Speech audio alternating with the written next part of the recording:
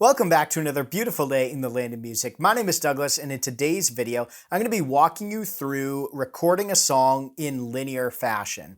And I often refer to this as like multi-track recording, but basically there's different ways to record. A lot of times with the MPC products, you record the beat, so you have a 4-bar and 8-bar loop, and you record the full beat there, and then you use some mute groups or you do some sequence stuff to actually build out your song with that loop.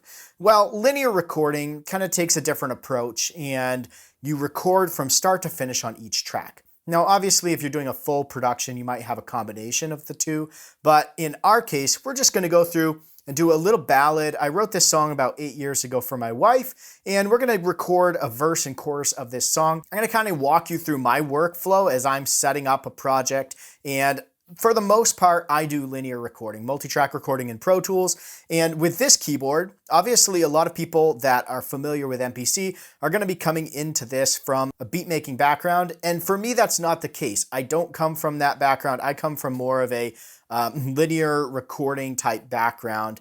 And for me, I think this is an extremely capable keyboard, and I'm going to show you why. So let's jump into this and create an empty project. In here, we're just going to go to our track view, and the way that I usually do things is I lay down my main instrument first, which is going to be my piano, and then I'm going to throw some vocals on top of it, and then we'll start to fill it in with instruments. The reason I don't do all the fill-in instruments first is I like to kind of see how they fit in with the vocals. So that's just my flow. Your flow may be different. A lot of times what I'll do is if I'm recording someone else and it's not a song that I know well, or they're not really comfortable playing just one instrument and then the vocals, we'll do a scratch track of vocal and main instrument together. I have a quick tips video on recording an audio and a MIDI track in the MPC Key at the same time, and that's how you would do a scratch track. Because I know this song really well, I'm going to record the piano without my vocals, and then we'll add the vocals on top. I just feel like for me, it just creates a little bit of a cleaner recording, and when I'm trying to do it all in one take for you guys in this video, I'll mess up less if I'm doing less at a time. So I'm not going to try to play and sing a perfect take. So again, we're not striving for perfection in this video, but what we're going to do is I just want to present you with the concepts of how you set up your project and your sequence for linear recording, and then just give you kind of an example there. So we're in our main view here, and we have our sequence, and then over here we have this loop. So we're going to take this and we're going to turn loop off. So what this is going to do is if we recorded, it would go through 4 bars and stop. Now, we want more bars than just 4, right? And we also don't want 120 beats per minute. So let's go in here and let's erase our 120, and I'm going to go with 90 beats per minute for my song. Now, one way you could figure out how many bars you need is to take your beats per minute and divide it by, in our case, this is a 4/4 time song. So we're going to divide it by 4, and that's how many bars we would have in a minute. So we take 90, divide it by 4 to get the bars per minute, and then we'd take our song, if we know it's 3, maybe 4 minutes long, we'd multiply that number by 4 to get how many bars we should have. Or you can just scroll like I'm going to do and balloon this out, and we can trim it up later. That's all we're going to do in the sequence. We do want to check a couple of other settings though, because this is more of a ballad and there may be a little bit more of a fluid nature to it compared to a beat. We're actually going to take time correct, and we're going to turn that off, because timing correct is going to snap your notes to a specific time. So if we go in here, we could snap it to a 1/16th time division, 1/32nd, or however we wanted to set that up. And that's great if you're doing maybe drums and you want it to be right on the beat every single time. But with this being a ballad, I don't want to have to worry about my notes getting pulled one way or another. So we're going to turn timing correct off. We're also going to go into our metronome. And I like the metronome to be on record and play, at least when I'm going through this, so that I can listen and see if I need to pull any of my notes or re-record anything. So we're going to hold Shift and tap on the metronome button. And we're going to, under Enable, we're going to make sure that it's set to record plus play. And we could go in and we could just do play, just do record. But in our case, I want it on everything. We're going to do the rate at 1/4. We're just going to leave it there. So we're going to close out of that. Now, we can go back to the beginning of our sequence, which we're probably already there, but by holding Shift and Stop, you'll see me do that a lot, because when we record, we're going to record one take of the track, and then we're going to stop, go back to the beginning, go to the next track, and continue recording. So what we want to do now is we want to pick our sound. So we're going to start with a piano. I'm going to go to my track and name this piano, and we're also, just to keep things consistent, we're going to name our plugin program piano as well. Now, I like to do this just because depending on where you are, it's showing you the name of the plugin program. Like if you're in mix view or if you're in track view, it's showing you the track name. So I like to keep those the same. We're gonna go to sounds, stage piano. Let's grab our Steinway D, and then we're gonna edit instrument. Let's do a ballad for our style.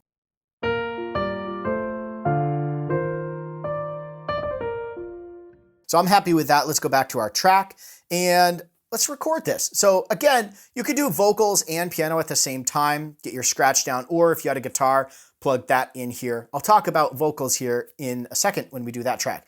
But let's go in and record this. So what I like to do, another little kind of tip here is I have a 4-beat count in on our metronome. And then what I like to do is give it one measure from when it starts recording to when I start the intro, which gives me just a little bit of kind of dead space at the beginning that I can fade a pad in or some strings as I'll do in this song. And it just gives me a little bit room at the beginning so it's not just abruptly starting in with the song. So we're gonna go ahead and hit play. We're gonna give 8 count ins before we start the intro.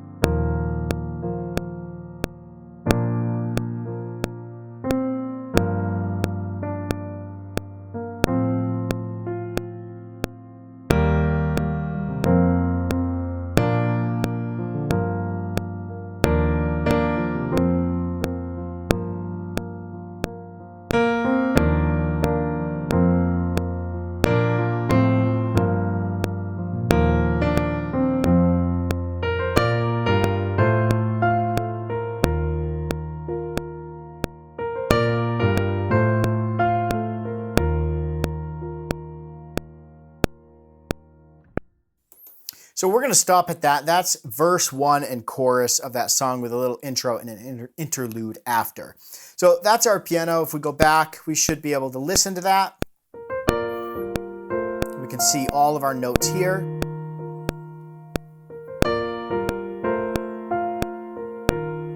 Beautiful. So we're going to go back to the beginning and let's go to our track and let's go to our audio section of our main view here.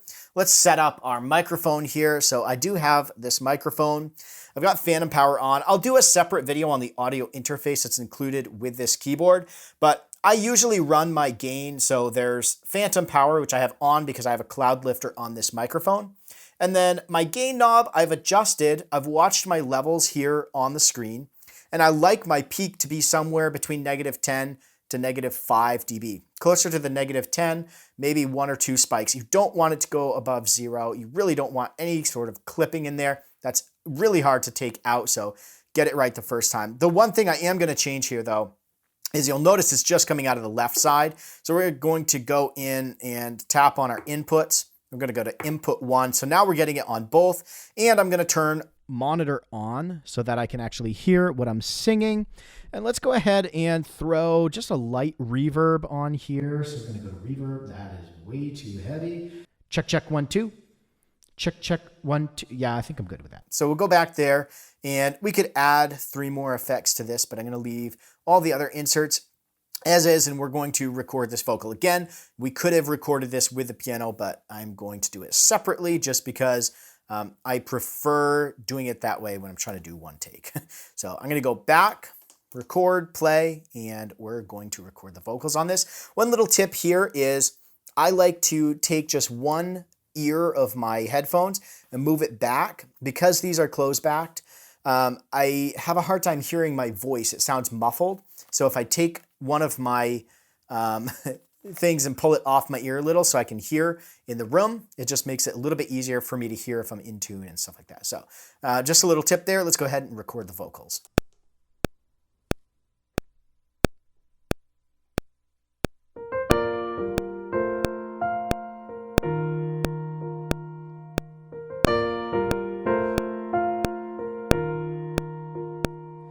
Across the room you were smiling, and I couldn't help but smile to myself. I listened closely as your laughter floated through the chatter and the noise, and in that moment you looked my way. I always said the girl of my dreams would take the words away from my mind. The beat in my chest would come alive like thunder. Baby, you're my heart jumper.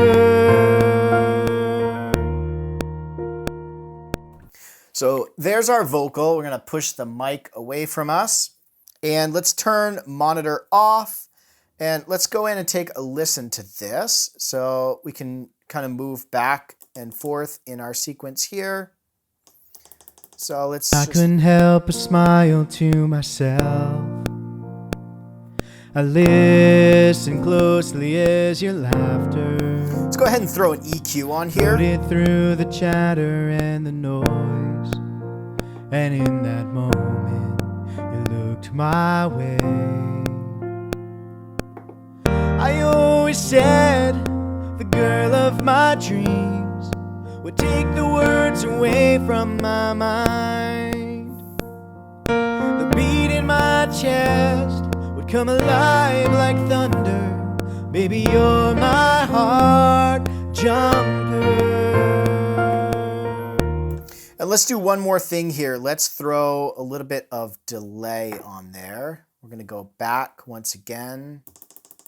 Take the words away from my mind. Beat in my chest would come alive like thunder. Baby, you're my heart jumper. Again, you could spend a lot of time actually mixing and all of that stuff. And there could be an argument for maybe that mixing and mastering is better done on the computer. And you could definitely take these tracks, export the stems, and get those onto your computer in a DAW where you have more control. Obviously, the effects here, they're great, but they're going to be a little bit more limited than, for example, what I have in my plugin library on my computer. So there's our vocal. If we go back to our MIDI tracks, let's go in and let's record some strings into this. So we're going to go to track 2, and we're going to rename this to strings. And we're going to take our plugin and we're going to rename that to strings as well. Again, just keeping everything consistent. But if you'll notice what I'm doing here, make sure timing correct is off still. I'm going to go back, return, and we're going to go to studio strings. I am in love with this slow strings preset here. Let's check out our delay and let's bring our mix in just a little bit more.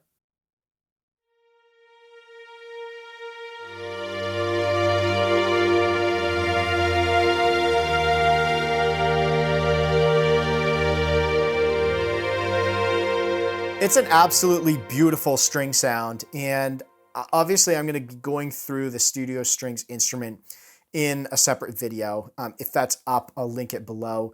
But this is, it's beautiful, and I'm picky when it comes to strings. So let's go back and rewind, record, and let's get this string track down.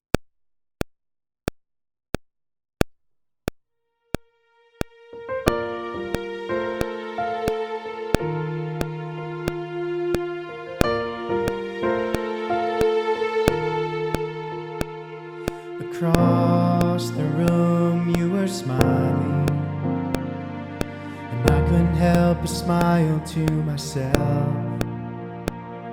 I listened closely as your laughter floated through the chatter and the noise, and in that moment you looked my way. I always said girl of my dreams would take the words away from my mind. The beat in my chest would come alive like thunder. Baby, you're my heart jumper.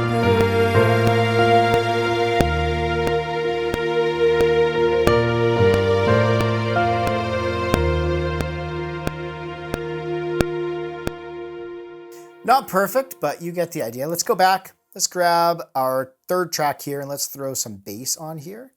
And again, renaming. And you could continue to layer tracks. There is a limit to the number of plugin program tracks you can have going at one time.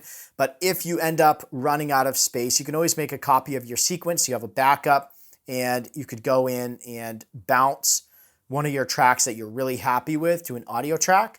Once you've done your editing, bounce it, and that frees up that plugin track. So a couple of little workarounds there. I wish it would allow you, and maybe in a future update, but because of the CPU and RAM and stuff, they limit that number of plugin programs. But we can do a drum on top of that. We can do audio tracks. So there's some workarounds there.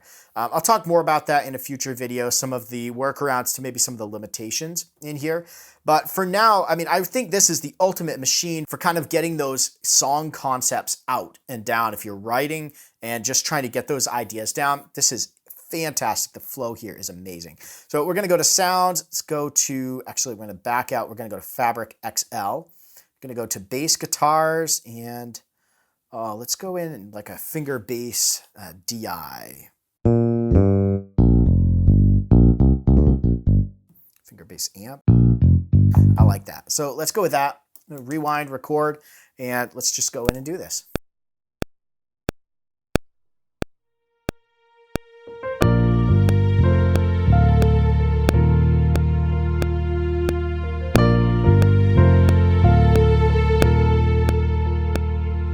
Across the room you were smiling, and I couldn't help but smile to myself. I listened closely as your laughter floated through the chatter and the noise, and in that moment you looked my way.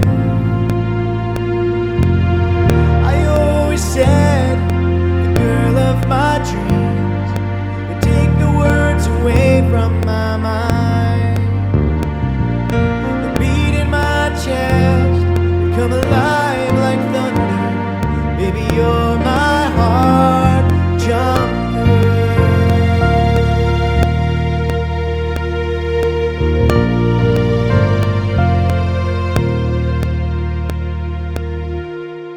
So cool, we got our bass down. Let's return back to the beginning. Let's go to track 4 and change this to a drum track. I'm going to change this to drums and our program name to drums. And we're going to go in and let's go to assign samples, browse, and let's choose, let's see. Let's go with this one. Let's load that into our program. So I just tapped down on the drum program I wanted to load, and then we can go back to our track, and we're actually, even though I named that program drums, we're actually going to choose acoustic. And that's really loud, so we're going to go into our mix.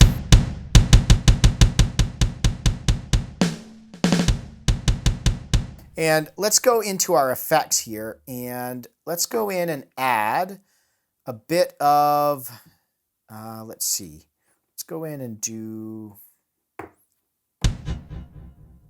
no, we don't want that.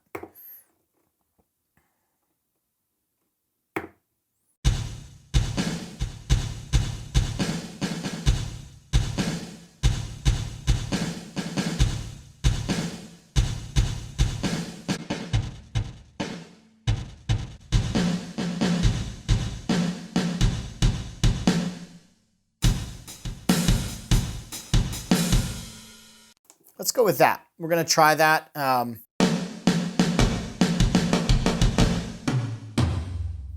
not overly happy. You could spend a long time on each track getting these perfect. So let's go back to the beginning and let's record the drums here.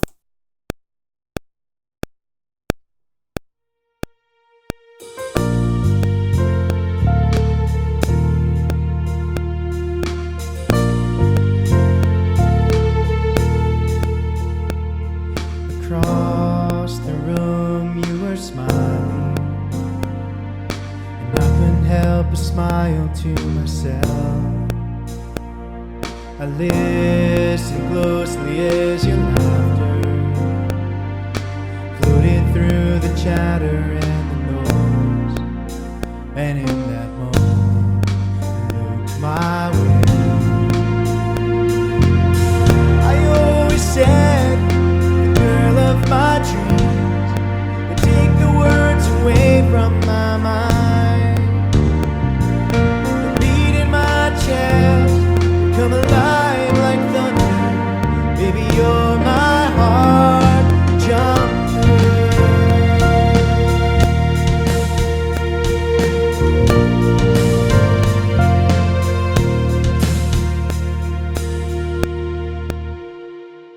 get the idea. Definitely not a perfect take on the drums.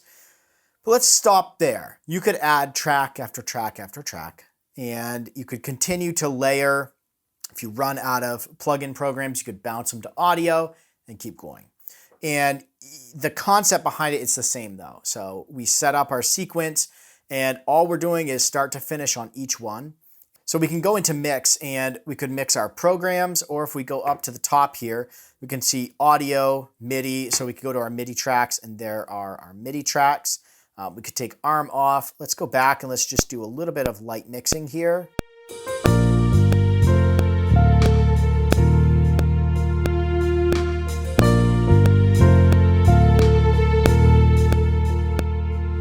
Across the room you were smiling, and I couldn't help but smile to myself.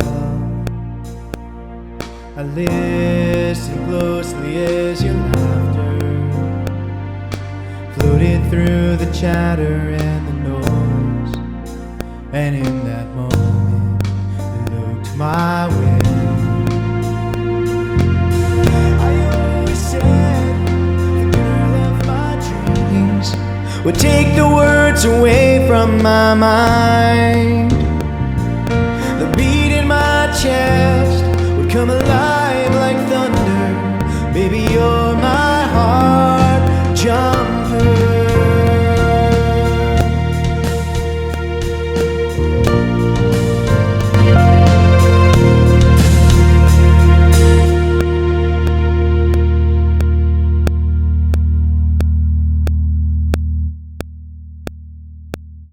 So what I did there while I was going through this, and let's take the metronome off and let's back this up a little bit more. I threw some effects. I threw a compressor on the vocals, and I threw a maximizer, little mastering plugin on the main output. So you saw I switched up here between MIDI, audio, and the main outputs. We'll talk more about submixes and returns and stuff later because you could make whole videos off of those. So, Girl of my dreams would take the words away from my mind. The beat in my chest would come alive like thunder. Baby, you're my heart jumper.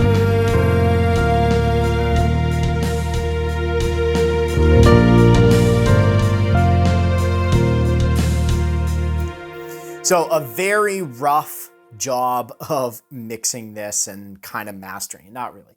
But just throwing some things on there. We could go back to the beginning and we could use our touch effects.